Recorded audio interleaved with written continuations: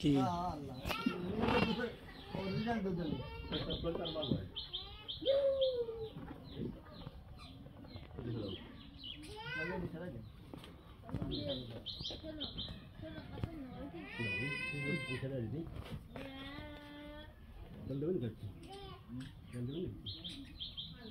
গোবরের ভিতর পড়ে যাবে